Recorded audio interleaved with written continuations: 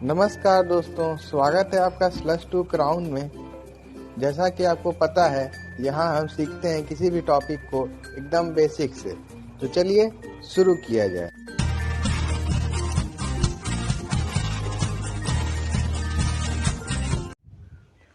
आज हम उपस्थित हैं अपने एक नए टॉपिक के साथ, जो कि है पैरेलल प्लेट कैपेसिटर।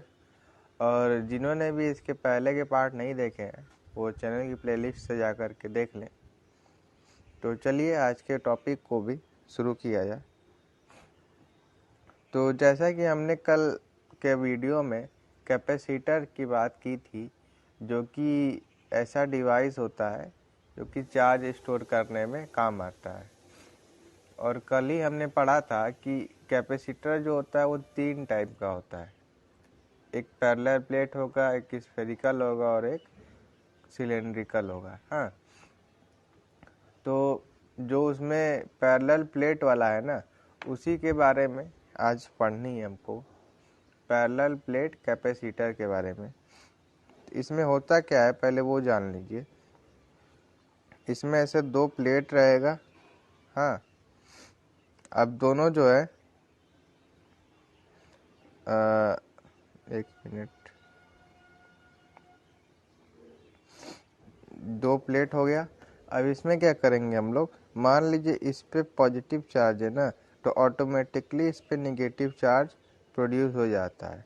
ये कैपेसिटर्स की खासियत होती है कि अगर एक प्लेट पे अगर कोई भी चार्ज है तो दूसरे प्लेट पे अपोजिट में वो उसके अपोजिट चार्ज प्रोड्यूस हो जाता है। अगर मान लीजिए यहाँ नेगेटिव रहता तो इधर पॉजिटिव हो जाता है। समझ रहे हैं ना? तो पैरेलल प्लेट में देखना है हमको आज। जैसे देखिए यहाँ पे एक प्लेट पे पॉजिटिव है और एक प्लेट पे नेगेटिव चार्ज है कि नहीं। अब यहाँ ध्यान दीजिए, यहाँ अर्थिंग दी गई है। अर्थिंग देने का मतलब कि इस पे जो भी चार्ज आएगा वो अर्थ में चला जाएगा, इसका कोई भी इफेक्ट इस वाले पे नहीं पड़ेगा। मतलब कि जब से चार्ज जो जैसे इसमें मैं अभी बताया ना कि इस पे पॉजिटिव होगा तो इस पे नेगेटिव आ जाएगा। अगर इस पे नेगेटिव आएगा अभी तो यहाँ अर्थिंग दे रखी है, तुरंत वो अर्थ में चला जाएगा, है कि नहीं। और जैसा आपको पता है कि अर्थ को आप कितना ही चार्ज दे सकते हैं, अभी तक तो इतना डिफाइन नहीं हुआ है कि कितना चार्ज कब तक वो मतलब कितने अमाउंट ऑफ चार्ज तक वो कैपेबल है, आराम से रोक लेगा। ये सब अभी कुछ डिफाइन तो नहीं हुआ है।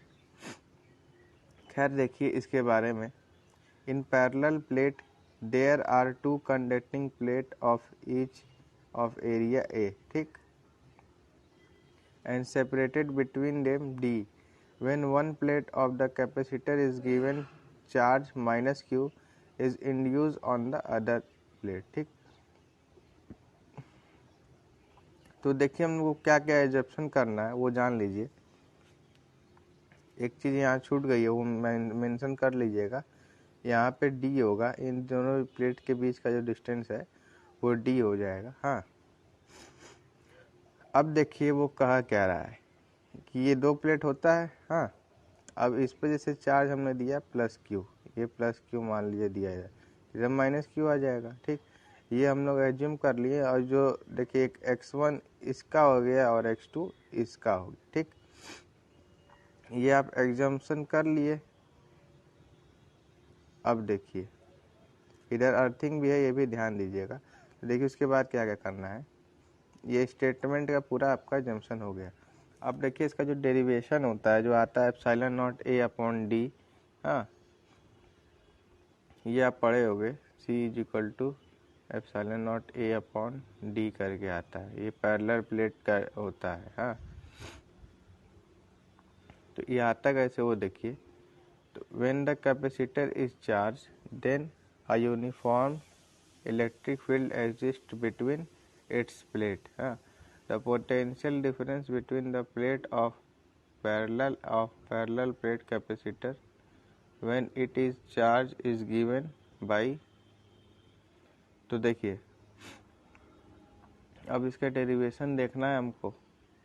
तो डेरिवेशन देखने के लिए सबसे पहले आप जानिए V = E.dl होता है, जैसा कि हम लोगों ने पढ़ा था। हाँ, अरे वहाँ पे पढ़े होंगे आप, देखिए मैं बता रहा हूँ कहाँ। पोटेंशियल ग्रेडियंट पढ़े थे ना कि E = माइनस dv/dl होता था, याद करिए, है कि नहीं। तो यहाँ से dv की वैल्यू निकालेगा तो क्या आ जाएगा, माइनस e.dl आएगा कि नहीं, वही चीज़ है यहाँ पे, है कि नहीं। अब देखिए यहाँ x1 x2 की बात हुई है, तो इंटीग्रेशन हमको करना है किससे बीच में से, x1 से x2 के बीच में। हालांकि आपको मैं बता दे रहा हूँ कैसे लिखिएगा इसको, e.dl होगा, हाँ, x1 से x2 ऐसे लिखिएगा, आप समझ रहे हैं। ये इंटीग्रेशन है INT, हाँ, INT जितना लिखा है सब इंटीग्रेशन है। अब देखिए क्या करेंगे, तो जब आप सॉल्व करिएगा, जैसे मान लीजिए e.dl करिएगा, x1 x2 है, हाँ, तो ये लेंथ है ना, x1 x2 तो लेंथ की बात हो रही है, तो ये वाला जो टर्म है e जो है वो बाहर आ जाएगा, तो बच क्या जाएगा, इंटीग्रेशन ऑफ dl हो जाएगा। तो ये इंटीग्रेशन ऑफ dl क्या हो जाएगा, l हो जाएगा, तो e.l सिंपली आ जाएगा, हाँ। अब देखिए e.l की आने के बाद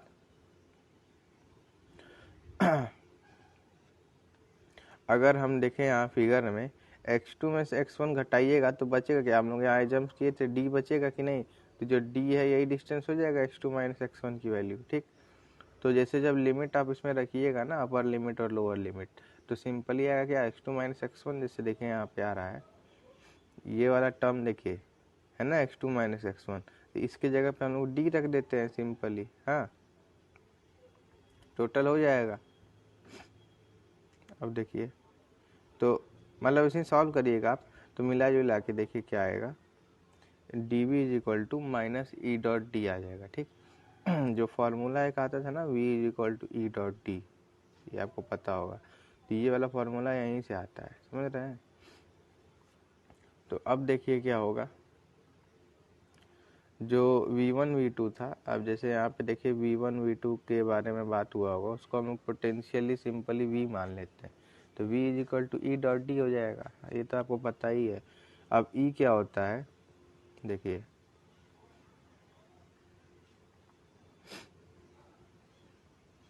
ये सीट वाली आपको पता है ना, अगर एक सिंगल सीट रहता था तो क्या हो जाता था, सिग्मा अपॉन 2 एप्सिलॉन नॉट होता था, हाँ, लेकिन यहाँ 2 सीट है तो क्या हो जाएगा, सिग्मा अपॉन एप्सिलॉन नॉट हो जाएगा, समझ रहे हैं बात को ना।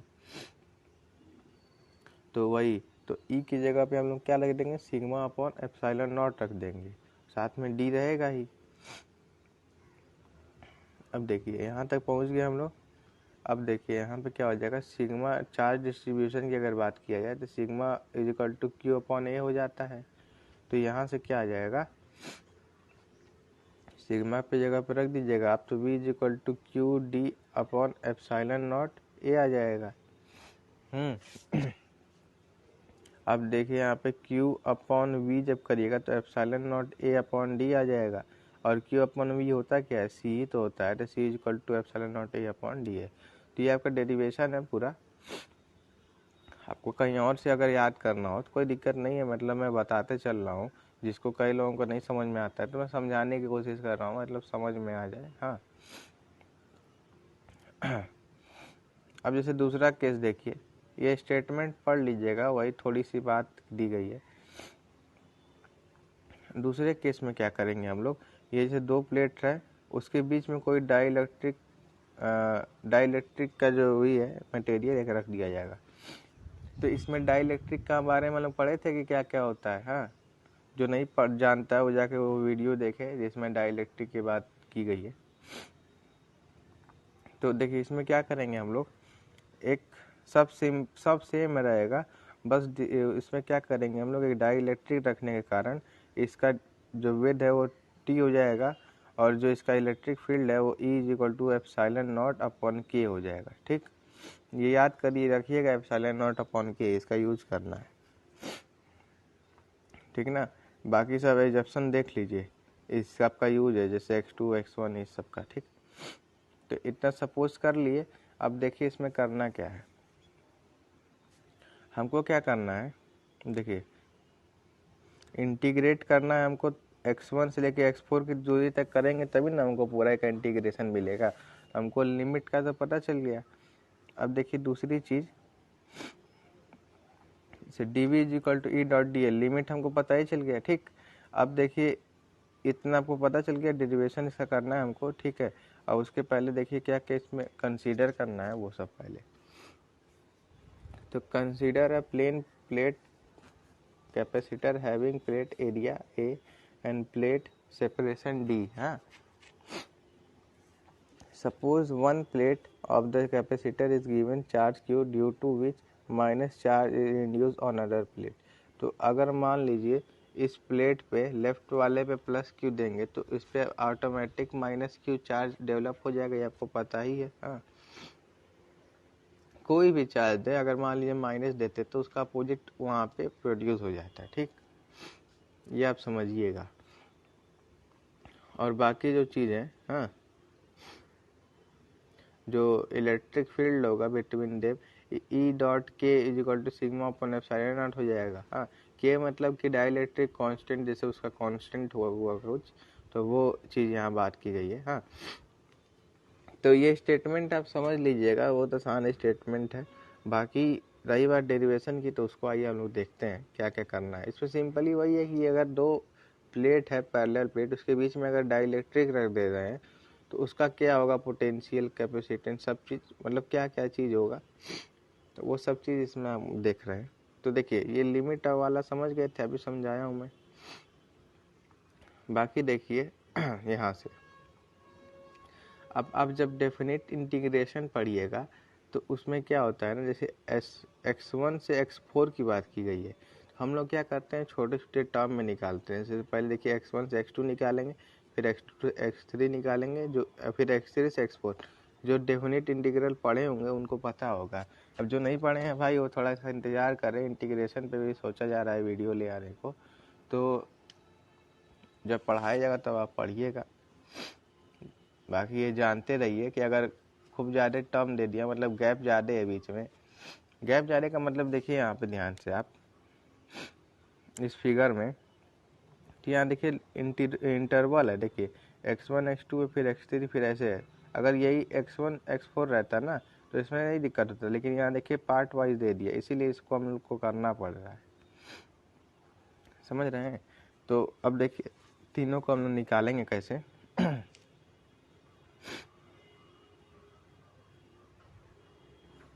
तो देखिए ई डॉट डी एल है, तो इसका क्या हो जाएगा भाई, अभी हम लोग पढ़े ना इसके ऊपर, ई बाहर आ जाता है, एल का कर लेंगे, ठीक। अब इसको अभी रोकिए, इस वाले टर्म को अभी रोकिए, इसका भी देख लीजिए, E dot L x3 x4, ये भी समझ गए आप। अब इस केस का देखिए, ये डाइलेक्ट्रिक का हम लोग निकाल रहे हैं, जैसा कि हुआ था ना, मैं अभी बताया हूँ जो ऊपर देखिएगा, ये लिमिट ध्यान दीजिए x3 से x2 से x3। हाँ, अब देखिए डाइलेक्ट्रिक है ना x2 से x3 में, ये देखिए ध्यान से x2 से x3 में है ना डाइलेक्ट्रिक, तो ये डाइलेक्ट्रिक का वहाँ पे निकाल रहे हैं, ठीक। तो डाइलेक्ट्रिक का मैं बोला था, जैसे इलेक्ट्रिक फील्ड याद कर लीजिएगा आप, क्या हो जाएगा, एप्सिलॉन नॉट अपॉन के हो जाएगा, ई नॉट अपॉन के हो जाएगा। हाँ, तो अब देखिए क्या करेंगे हम लोग, अब ध्यान से देखिएगा इस वाले टर्म में से, तो ई नॉट सब में से कॉमन है कि नहीं, सब में से बाहर ले लेंगे। हाँ, और रही बात ये लिमिट x2 x1 की, तो इसमें वैल्यू रख दिया गया है, रखने के बाद यही आएगा। हाँ, यही आएगा। अब देखिए क्या करेंगे हम लोग, इस वाले टर्म को अभी आप भूल जाइए। हाँ, बात करिए बस इसकी और इसकी, तो क्या हो जाएगा, x4 में से x1 को घटाएंगे तो उसकी डिस्टेंस को मान लेते हैं d। कैसे आया, ये वाला जो टर्म है ना, देखिए ये x2 x1 यही सब करिएगा जब, तो आपको समझ में आएगा क्या क्या करना है। उसी फिगर में से एग्जप्शन किया गया है, और x3 में से x2 घटाएंगे तो बचेगा t। तो यही दोनों देखिए, इन दोनों ब्रैकेट को हम लोग अलग अलग करके लिखे हैं यहाँ पे, ठीक, लिख दिए। अब देखिए आगे क्या करना है, जो वैल्यू आई इसकी अब यहीं पे रख दिया जाएगा। तो ये ई की वैल्यू हमको पता है सिग्मा अपॉन एप्सिलॉन नॉट होता है, तो ये आ गया। बाकी देखिए x4 से x1 क्या रखना है, डी रखना है, और x3 से x2 क्या रखना है, टी रखना है। देखिए वैल्यू सब रख दिया गया है, इसमें सब वैल्यू रख दी गई है। अब उसके बाद देखिए क्या करना है, हम लोगों को डीवी निकालने के लिए, डीवी क्या करता है, पोटेंशियल डिफरेंस ही तो होता है। पोटेंशियल डिफरेंस रख दिया, अब उसको भी मान लेंगे हम लोग वी मान लेंगे, ठीक। तो RHL तो देखिए RHS जो है सब में सेम है। यहाँ जैसे माइनस का जो केस है वो बस चेंज हो गया, क्यों, देखिए यहाँ पहले V2 माइनस V1 था, लेकिन बाद में माइनस से मल्टीप्लाई करने के बाद V1 माइनस V2 हो गया, और V1 माइनस V2 कर दिए तो इसको क्या कर लिया हम लोग, एजम्पशन कर लिए V। हाँ, LHL समझ में आ गया, RHL भी समझ में आ गया। अब देखिए क्या करेंगे, V इज इक्वल टू यहाँ पे सिग्मा अपॉन एप्सिलॉन नॉट था। हाँ, तो सिग्मा को क्या लिखते हैं हम लोग, Q अपॉन A लिख सकते हैं ना, तो यहीं पे लिख दिया गया है भाई।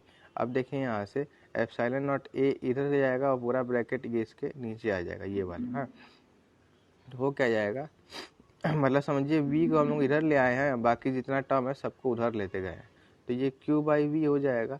तो Q बाई V को हम लोग क्या लिखते हैं, C लिखते हैं ना, मतलब कि कैपेसिटेंस। हाँ, तो बस ये वैल्यू आ जाएगी आपकी, समझ गए ना। तो यही था डाइलेक्ट्रिक का पूरा। अब इसमें भी देखिए स्पेशल केस होता है, कई सारा स्पेशल केस होता है, जब आप पढ़िएगा तो समझ में आएगा आपको। स्पेशल केस में बस ज़्यादा कुछ नहीं है, टी की वैल्यू रखते हैं, मतलब कि वहाँ जीरो हो जाएगा कई कई केस में। हाँ, तो वैसे होता है। तो मैं ऐसे डेरिवेशन आपको बता दिया, क्योंकि कई बच्चों को नहीं समझ में आता है अच्छे से, इसलिए मैं बता दिया आपको कि अच्छे से समझ में आ जाएगा, ठीक।